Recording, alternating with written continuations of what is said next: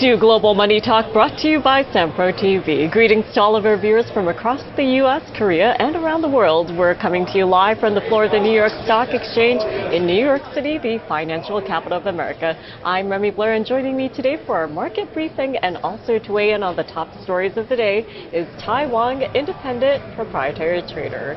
Tai, good morning, and thank you so much for joining me. Oh, good morning. Great to be here. Another lovely day, October 15th, and it's a couple of important things today. It's Nietzsche's birthday. Friedrich Nietzsche, the famous German philosopher. He's actually pretty complicated and hard to read. He famously for saying that God is dead, and basically we've killed him because we've advanced in so many ways that we don't need to believe in God anymore. His impact on philosophy is huge. Sort of the moving away from absolutes that the church taught for a long time.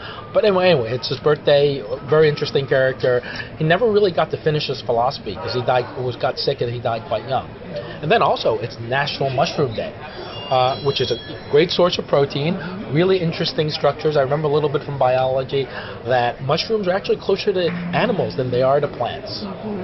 So what a day it is this morning, and as you mentioned, a lot to celebrate, including mushrooms. So yes. I am hungry since we're fast approaching the noon hour, so perhaps I'll have mushrooms for lunch today. We'll have them order a mushroom pizza and they'll get here by the time we finish. Yeah, that sounds really good. Well, you and I were wearing green this morning, yes. But the market is seeing red. So it is. Dow, Nasdaq, S&P 500, we saw a mixed open this morning, but we are seeing red for the major averages. Yes. So given the fact that the Dow and S&P 500 settled at record highs yesterday, what do you make of what we're seeing this morning? So actually, earnings that came out, the banks, really everybody beat.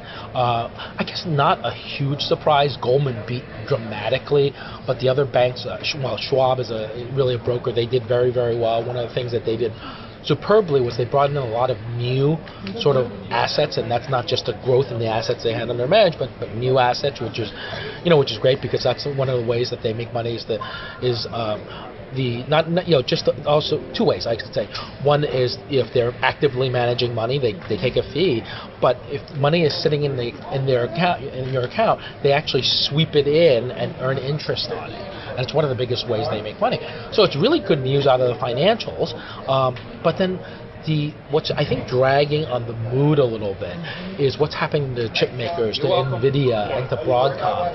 And the issue appears to be, and I think the reason that they're getting dragged down is in the evening yesterday, stories came out that the Biden administration is thinking about limiting the sale of these high-end chips to perhaps places in the Middle East, which have a lot of money, a lot of demand for data centers, and in an effort to keep them out of the hands of perhaps people that we don't want to have them, China, Russia, whatever it might be, but more limitations on these chip makers, which are working with limitations already. I think NVIDIA sells chips that are modified to go to China because they're less cutting edge or something like that. But it's brought those two names down. I think it's brought the sort of the Mag 7 down, and it's hurt the mood. So after a great day yesterday, I don't know how we're going to finish today. Do we retrace a little bit, or do we climb back a little bit later on? But certainly, it's a little gloomy right now.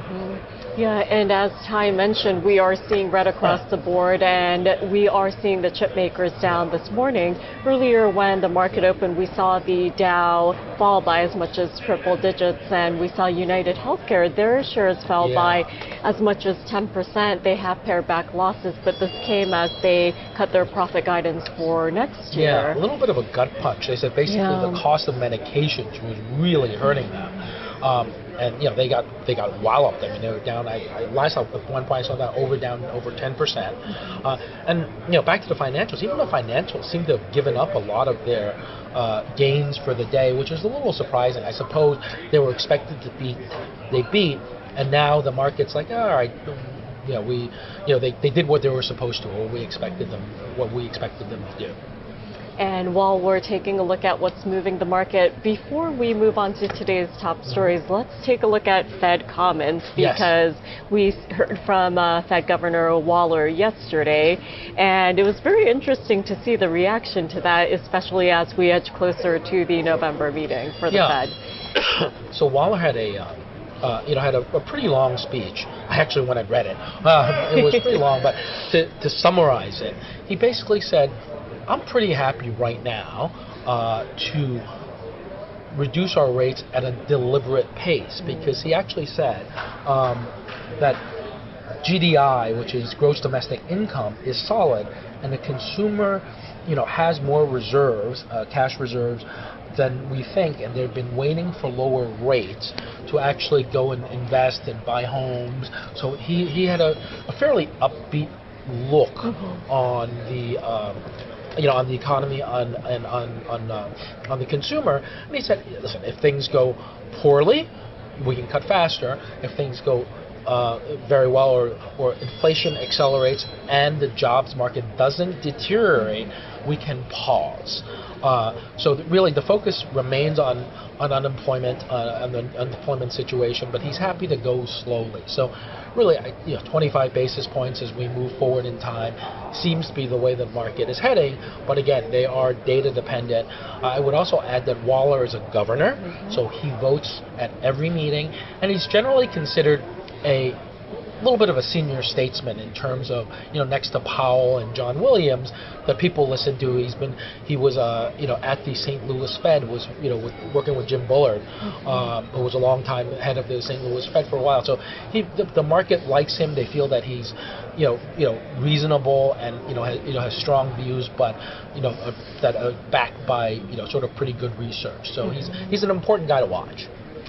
And as you mentioned, we're keeping an eye on economic data this week. We'll get a sneak peek into jobs with weekly jobless claims coming out on Thursday, but also we'll get a better picture on the U.S. consumer with retail sales figures. But of course, as you mentioned, we're awaiting the jobs figure, the jobs report in terms of non-farm payrolls, as well as unemployment coming out on November 1st. But at least we'll get updated figures in terms of jobless claims on Thursday morning. So actually, I'm glad you reminded me, because another thing that Waller touched upon in his speech was, he said, with the Boeing strike specifically, he mentioned it, and with the 2 hurricanes, he said, the job situation is going to be a mess. I'd expect them to take 100,000 jobs, off the payrolls report.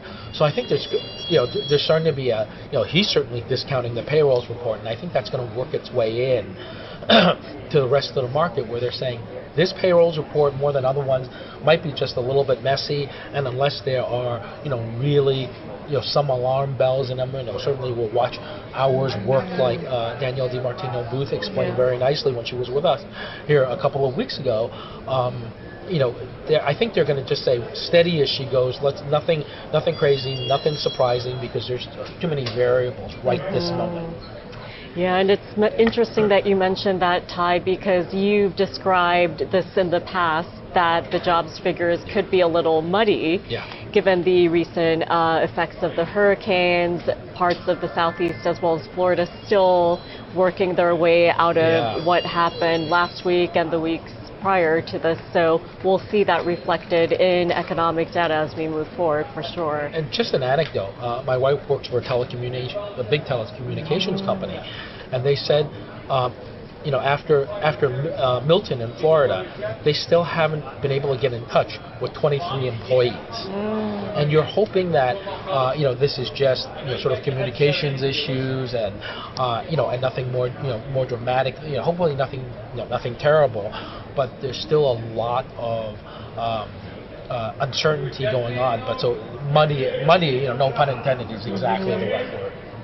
And of course, we'll keep you updated on any weather-related concerns, and of course with jobs figures as well as other economic data coming in. But as you mentioned, Boeing, I do want to take a look at Boeing. So this morning we're seeing shares of Boeing higher by over 1.5%.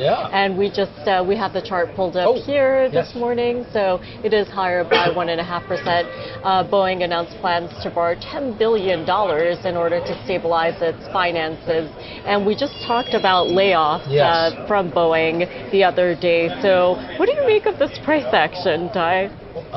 So I think I thought I saw they would maybe shelf as much as 25 billion. So it's a shelf registration, and that means they could tap the markets for as much money as that. Could be bonds, could be stock.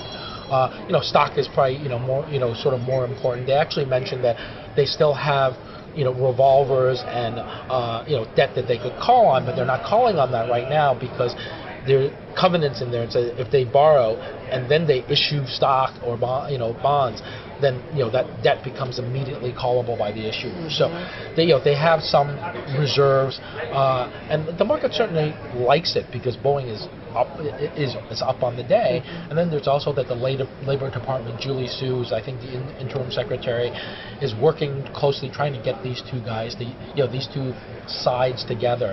And in terms of, after what we've seen with the port strikes, right, 6 years, 62%. They moved relatively quickly, and Boeing isn't.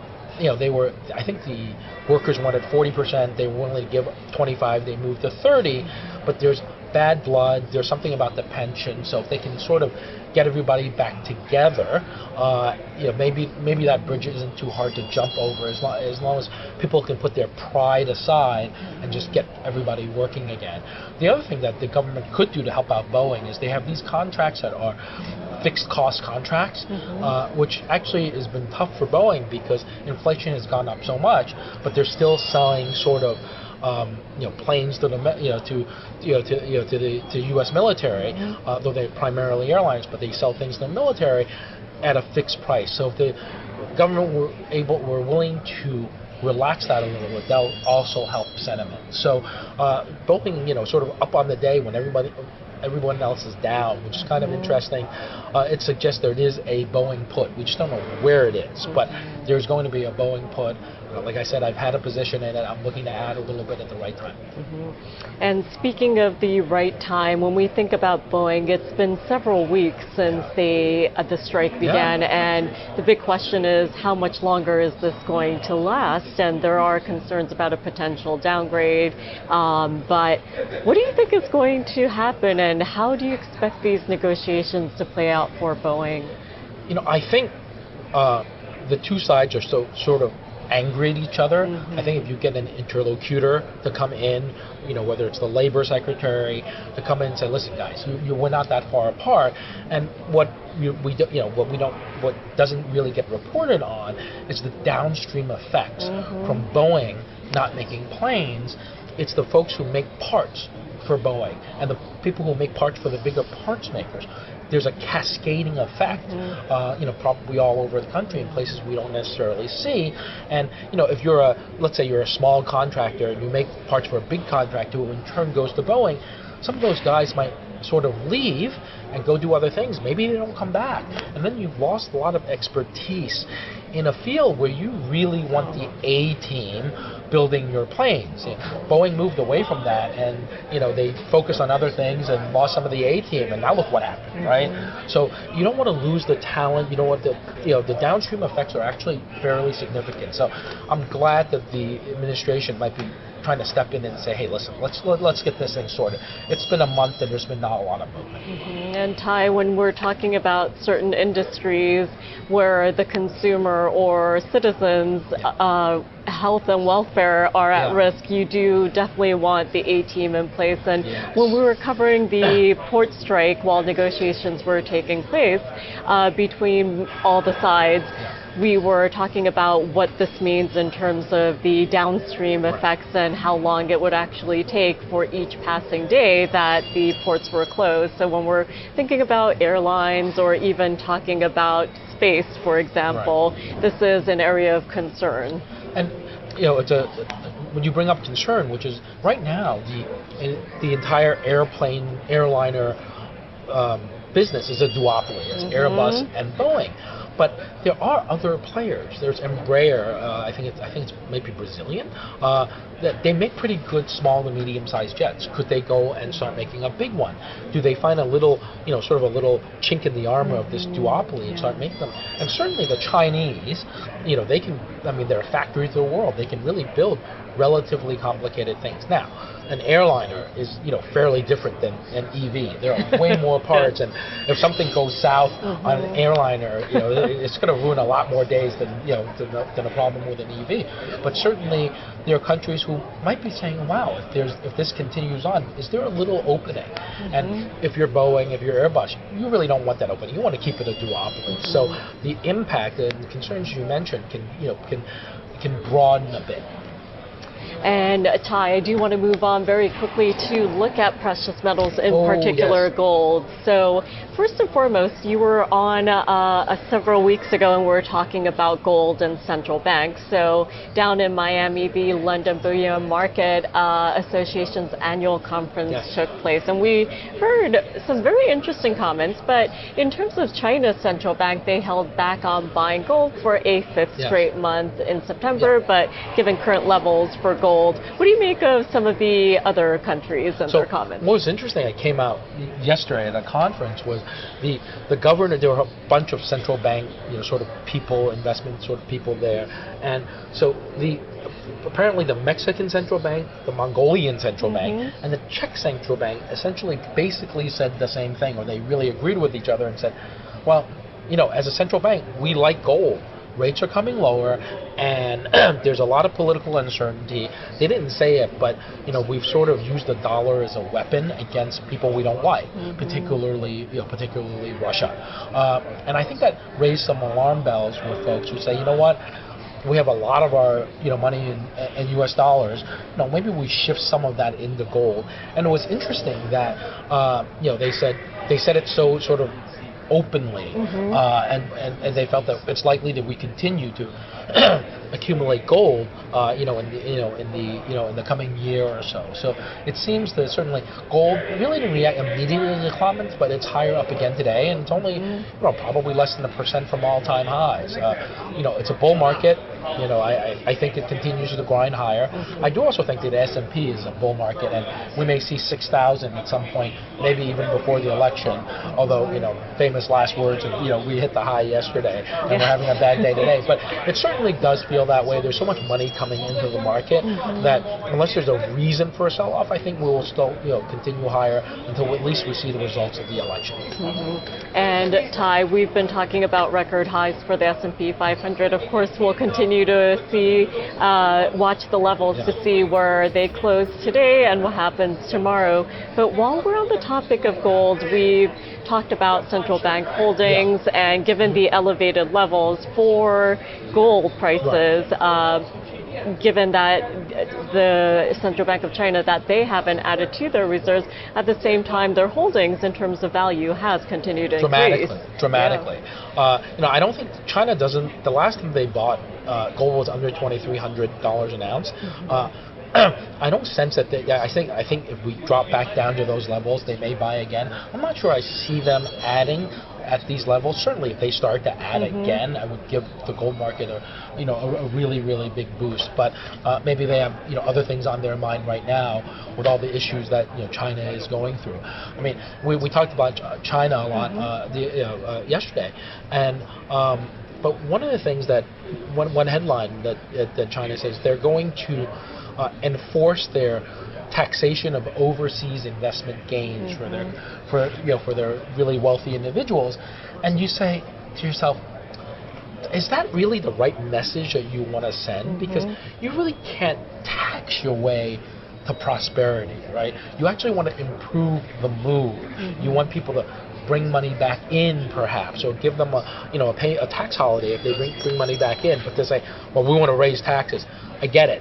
It's the law, but it's not really. It's the wrong note on the piano. I think at this time. But actually, on the note of commodities, oil is down dramatically today. 4% in both Brent and WTI, and a big part of that is the Israelis have come out and said, or people in the government have come out and said that Israel has agreed not to hit their nuclear facilities or the oil facilities, and basically limit their attacks to probably military facilities. And I think the demand numbers for crude have always been suspect, and we rallied because of concerns that we could have a major conflagration in the Middle East. And as that seems to be, the risks seem to be receding, you're seeing crude give up those gains very, very quickly. So I think we may stabilize around the high 60s and 70-ish area, but certainly the risk, the risk is not now priced in. Now, if Prime Minister Netanyahu decides, you know what, we have a great opportunity to do something damage here, and they do it, in spite of what they've apparently said to the administration, there's a lot of room for crude to rally back up very, very quickly. And then finally, on that note, Bitcoin having a really, really good couple of days.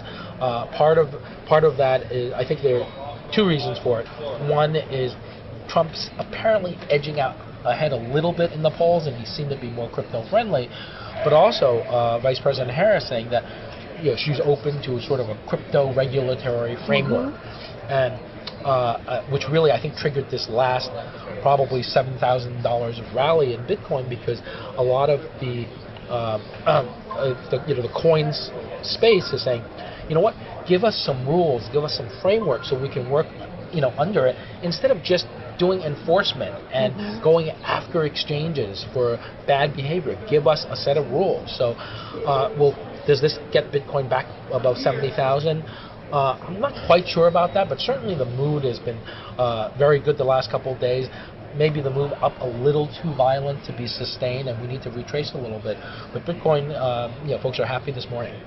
Yeah, we've been seeing quite an advance in crypto majors today. We are pulling back after a higher open, but Bitcoin is still elevated above the 65,000 level. So before we wrap it up for today, I think we should shift on over to the Eurozone. Oh, yes. Because we got a handful of economic data releases, and we have the European Central Bank meeting later this week. You and I were talking ahead of the show about rate cuts. So what do you expect to see from the European Central Bank this week? So they had, there's some interesting data out.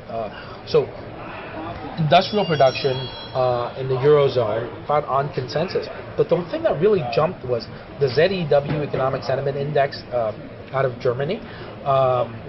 20.1 versus 16.9, certainly an improvement over what it was before, and industrial production year on year was actually also a little bit better. So the ECB, in a dramatic turnaround, is expected to cut 25 basis points on Thursday. There have been some whispers that because the major economies in Europe are actually, had really poor data over the last few weeks, that maybe it's time for a surprise 50 basis point cut. That would really, I think, stir the markets. I don't think the market has that priced in, but worth talking about. There's just a couple of whispers. I don't think they'll do it, but that might be something that kind of jumpstarts the Eurozone, which they could probably do, because the problem with Europe is their markets and their employment contracts and their entire economic structure is a lot less flexible than the U.S. You can't hire and fire the way that the U.S. typically can, and that has made Europe a lot less flexible, and their growth has been a lot slower over in recent years because of that. And when we think about the Eurozone, there are different countries there, and each one has their unique situations when it comes to growth as well as inflation. That's right. But when we're talking about whisper numbers, do they have their own whisper similar to the Fed? Yeah. There are people who will come out and say, it's time. Maybe they ought to cut 50 basis points, and that whisper number is, it's probably true in most markets. You get it more here because I think we're in the U.S. We cover the U.S. a little bit more, but certainly in Europe and there are 20 odd countries in the Eurozone. So and as you mentioned, there's a lot of France is having a lot of political issues and economic issues. Germany is potentially falling back into deflation. Italy is doing all right, but not usually too far away from worries. And it was probably 10 years ago now that we're talking about breaking up the Eurozone because Greece might have to leave. So there's a lot. There's it's a contentious place. It's sort of the north of Europe, which are generally the Germans and the German adjacents who really want a strong monetary policy because they're deathly afraid of inflation. Because of what happened probably a century ago, but they're afraid of it. And then there's this quote-unquote the south of Europe, which will always want easier policy because their economies are not really as well constructed as the north.